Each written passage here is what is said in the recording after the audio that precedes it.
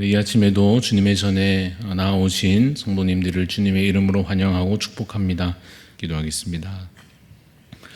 사랑의 주님, 우리가 걷는 이 믿음의 길 마지막 걸음까지 주님 동행하여 주시옵소서.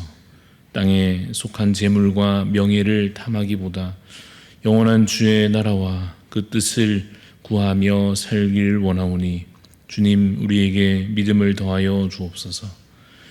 믿음으로 한 가족 된 교회에서 더욱 한 몸 되기를 힘쓰며 사랑으로 서로 섬기며 소망으로 현재의 고난을 이기게 하옵소서. 귀한 지체들, 동역자들 주심을 주님 감사합니다. 각자 주님께 받은 은사대로 부족함 없이 쓰임받게 하옵소서. 특별히 각자 흩어진 일상 속에서 주의 일꾼으로 사명 다해 살게 하시고 세상의 빛으로 충성스레 일하며 아름다운 향기를 전하게 하여 주옵소서. 연약한 지체들을 위하여 기도합니다. 질병 중에 또 약함 가운데 있사오니 하나님, 오늘도 새 은혜를 부어 주시사 속히 회복되며 깨끗게 하여 주시옵소서. 홍락심 중에 있는 자 있습니까? 주님, 그 가운데 신실하신 하나님을 다시 깊이 만날 수 있게 하여 주시옵소서. 삶의 여러 문제들을 안고 있는 자들에게 하나님, 저마다의 고통 가운데 어려움 가운데에서도 주님 형통케 하여 주시옵소서. 오늘도 주님 앞에 나아가오니 주님 말씀 가운데 기도 가운데 주님 예비하신 은혜를 우리 각 사람 위에 주님 부어 주시옵소서. 감사드리며 예수님 이름으로 기도합니다. 아멘. 오늘 우리에게 주시는 하나님 말씀 신명기 15장 12절부터 23절까지 말씀입니다. 신명기 15장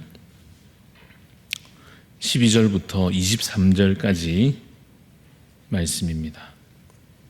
12절부터 23절 말씀 교독하여 읽겠습니다. 내 동족 히브리 남자나 히브리 여자가 내게 팔렸다 하자 만일 6해 동안 너를 섬겼거든 7째 해에 너는 그를 놓아 자유롭게 할 것이요 그를 놓아 자유하게 할 때에는 빈손으로 가게 하지 말고 내 양 무리 중에서와 타작마당에서와 포도주 틀에서 그에게 후히 줄지니 곧 내 하나님 여호와께서 내게 복을 주신 대로 그에게 줄지니라. 너는 애굽 땅에서 종되었던 것과 내 하나님 여호와께서 너를 속량하셨음을 기억하라. 그것으로 말미암아 내가 오늘 이같이 내게 명령하노라. 종이 만일 너와 내 집을 사랑함으로 너와 동거하기를 좋게 여겨 내게 향하여 내가 주인을 떠나지 아니하겠노라 하거든 송곳을 가져다가 그의 귀를 문에 대고 뚫으라. 그리하면 그가 영구히 내 종이 되리라. 내 여종에게도 그같이 할지니라. 그가 6해 동안에 품꾼의 삭스의 배나 받을 만큼 너를 섬겼은즉 너는 그를 놓아 자유하게 하기를 어렵게 여기지 말라. 그리하면 내 하나님 여호와께서 내 범사에 내게 복을 주시리라. 내 소와 양의 처음 난 수컷은 구별하여 내 하나님 여호와께 드릴 것이니 내 소의 첫 새끼는 부리지 말고 내 양의 첫 새끼의 털은 깎지 말고 너와 내 가족은 매년 여호와께서 택하신 곳 내 하나님 여호와 앞에서 먹을지니라. 그러나 그 짐승이 흠이 있어서 절거나 눈이 멀었거나 무슨 흠이 있으면 내 하나님 여호와께 잡아 드리지 못할지니 내 성 중에서 먹되 부정한 자나 정한 자가 다 같이 먹기를 노루와 사슴을 먹음같이 할 것이요 오직 피는 먹지 말고 물같이 땅에 쏟을지니라. 아멘. 오늘 말씀의 제목은 함께 누릴 자유입니다. 함께 누릴 자유라는 제목으로 잠시 말씀을 나누고자 합니다. 신명기 15장의 내용은 우리가 오늘은 12절부터 읽었습니다마는 1절부터 쭉 이어져 오는 내용들 가운데 이 안식년에 해당하는 계명들이 기록되어 있습니다. 면제하라 하는 말씀이 15장 1절에 나옵니다. 이 서로 간에 어떤 이 돈과 관련된 빚에 대한 것입니다. 7년째가 되면 그 7년마다 그 빚에 대해서 면제하라 하십니다. 자유를 선포하는 것입니다. 주로 경제적인 문제로 인해서 자유가 박탈되는 일이 많이 있었습니다. 가난하면 뭐라도 갚아야 하니까 뭐라도 내놓아야 하는 상황에 놓이게 되고, 그러면 결국 자신의 이 자유와 그 신분을 내놓아야 하는, 그래서 자유도 없어지고 신분도 종이 되고 마는, 그리고 갈수록 더 어려운 처지에 깊이 놓이게 되는 그러한 상황들이 사회적으로 있었습니다. 이처럼 가난한 사람들이 이스라엘 백성 가운데에서 생겨나고, 또 그로 인한 어려움들이 더 생겨나게 될 텐데, 이에 대해서 어떻게 해야 하는가 하는 계명입니다. 그래서 7년마다 빚을 면제해 주라 하시는 것이죠. 빚을 면제해 줌으로써 경제적인 문제로 인해서 지나치게 고통받지 않게 해 주시는 그러한 율법의 규칙이 앞서 설명되어 있고, 그 맥락에 이어서 오늘 본문 12절이 나옵니다. 12절을 보시면 내 동족 히브리 남자나 히브리 여자가 내게 팔렸다 하자 만일 6해 동안 너를 섬겼거든 7째 해에 너는 그를 놓아 자유롭게 할 것이요 라고 되어 있습니다. 우선 드는 생각은 7년이 지났다고 해서 그냥 풀어준다 하는 것이, 종의 신분에서 해방시켜준다 하는 것이 좀 좋아 보이면서도 이 주인의 입장에서 생각하면 너무 손해보는 것이 아닌가 하는 생각을 하게 됩니다.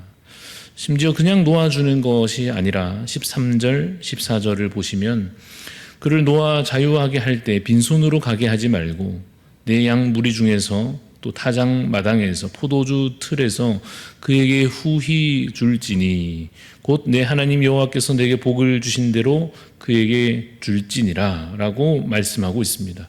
쉽게 말해 두 손 가득 챙겨서 나갈 수 있게 해주라고 하시는 것입니다.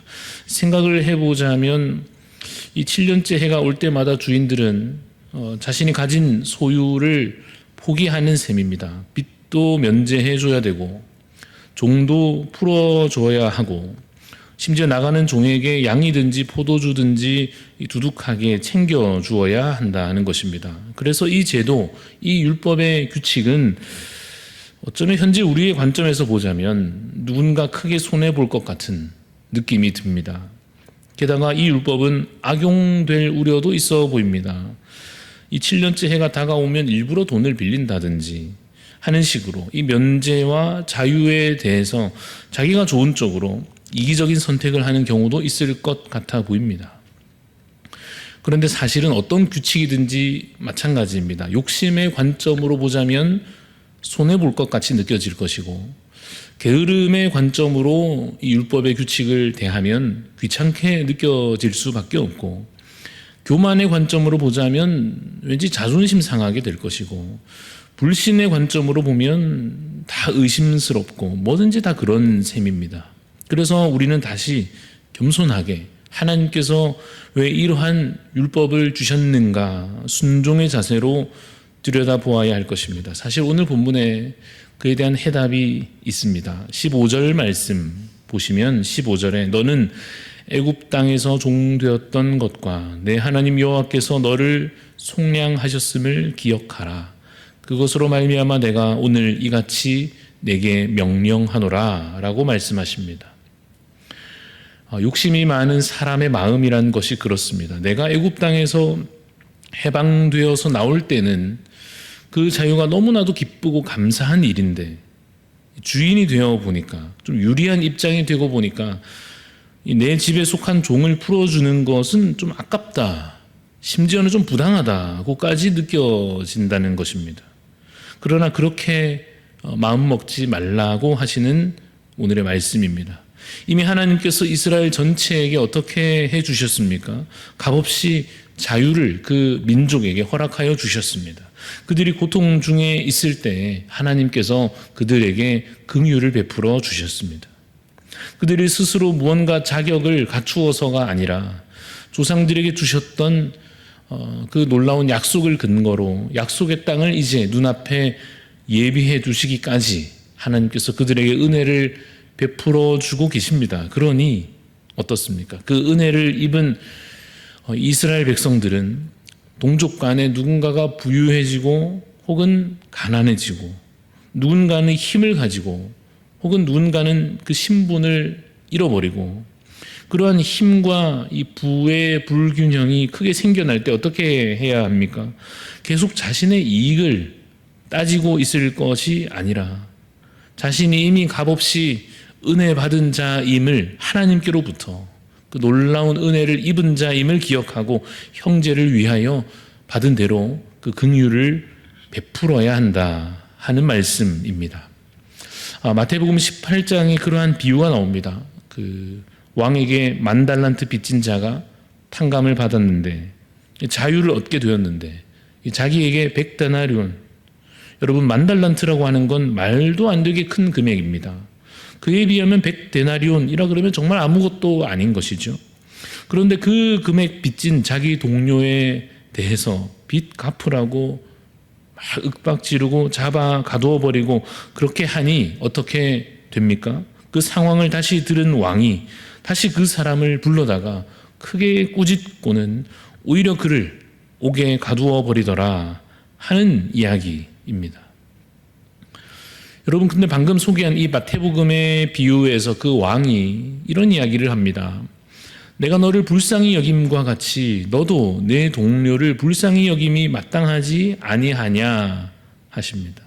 여러분, 이것이 바로 이스라엘 백성들이 들어야 했던 메시지이고 우리에게도 주어지는 말씀입니다. 우리가 불쌍히 여김을 받았으니 우리의 동료를 불쌍히 여기는 자가 되어야 할 것입니다. 여러분, 이 비유가 어느 맥락에서 나오는가 하면 용서에 대해서 질문하는 상황에서 나옵니다. 베드로가 여쭙니다. 형제의 죄에 대하여 몇 번까지 용서해야 합니까? 7번이면 됩니까? 할 때 예수님께서 그에게 이 비유를 들려주십니다. 먼저 받은 은혜와 그 긍휼과 그 용서를 잊지 말라 하시는 것입니다. 그래서 이스라엘 백성들은 바로 그러한 의미에서 가나안 땅에 가서 이 계명을 계속 기억하고 지켜야 하는 것입니다. 욕심이 마음에서 끌어오를 때에 사랑과 긍휼의 마음으로 이겨내야 하는 것입니다. 이기심이 나를 막 조정하려고 할 때에 자비가 그 이기심을 물리칠 수 있어야 하는 것입니다. 그렇게 된다면 그러한 관계, 사랑과 긍휼과 자비가 가득한 그 관계, 그러한 나라, 그러한 마을 어떻게 되겠습니까? 천국이 될 것입니다. 하나님의 사랑과 긍휼이 가득한 하나님 나라가 거기에 이루어질 것입니다. 그래서 이것은 이제 우리의 사명입니다. 오늘 우리가 사는 이곳에서 우리가 하나님 나라를 이루어 가야 할 것입니다. 용서할 수 없는 그 자리에서 용서할 수 있어야 하며 자비를 베풀기 너무나 아까운 그 상황에서도 자비를 베풀고자 힘써야 할 것입니다. 내 이기심으로는 내 욕심을 가지고는 붙잡고 싶은 그것을 이제는 함께 하고자 하는 마음으로 내려놓아야 할 것입니다. 그러면 우리가 사는 이곳이 더욱 하나님 나라로 그렇게 세워져 갈 것입니다. 예수님께서 우리에게, 저와 여러분 모두에게 자유를 주셨습니다. 우리는 죄에서 자유함을 얻은 자들입니다. 이스라엘 백성들이 한때 애굽에서 종살이 했던 것처럼 우리도 죄와 사망 권세 아래에서 그 죄의 종으로 비참한 존재로 있었습니다. 그러나 하나님께서 이스라엘 백성들을 10가지 재앙으로, 특별히 마지막 10번째 재앙의 날에 그 어린 양의 피로 그 이스라엘을 구별하여 살리시고 구원하시고 결국은 그들을 출애굽하게 하셨습니다. 예수 그리스도께서도 우리를 위하여 자기의 피를 흘리심으로 우리를 구별하여 주셨고 우리를 살리셨고 우리를 구원하여 주셨습니다.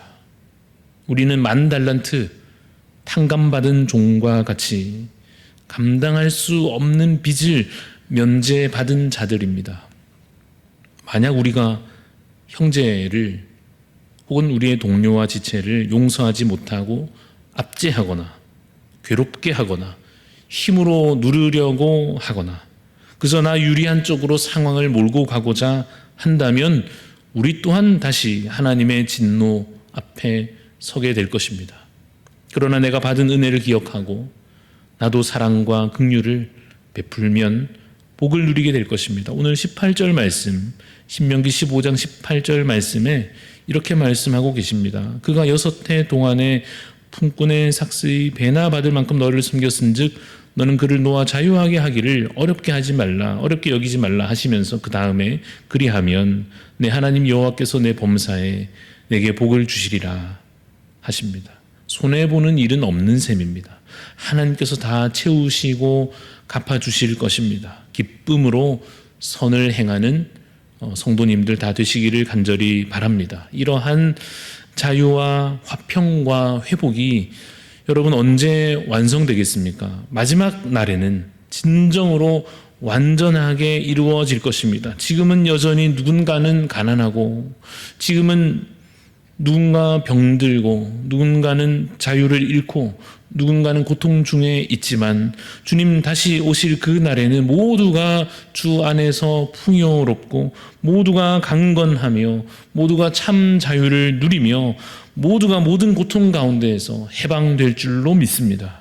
그 참된 안식의 날을 소망함으로 오늘도 믿음으로 살아가시는 주님의 백성들 다 되시기를 주님의 이름으로 축원합니다. 기도하겠습니다. 하나님, 주께서 그들을 자유케 하셨고 서로에게 자유를 선포하라 하신 그 말씀대로 주님, 우리도 주 안에서 자유함을 얻었으니 하나님 용서하며 긍휼을 베풀며 사랑으로 행할 수 있도록 주님 우리에게 믿음과 사랑을 더하여 주시옵소서. 주께서 주의 말씀대로 행하는 자들에게 복을 더하여 주실 줄로 믿습니다. 그것이 오늘 우리에게 원하는 방식으로 혹 주어지지 않을지라도 결국에는 주의 나라 그 안에서 우리가 풍성히 받고 누릴 줄로 믿사오니 하나님 주의 말씀대로 주님 주신 계명대로 오늘도 살게 하여 주시옵소서.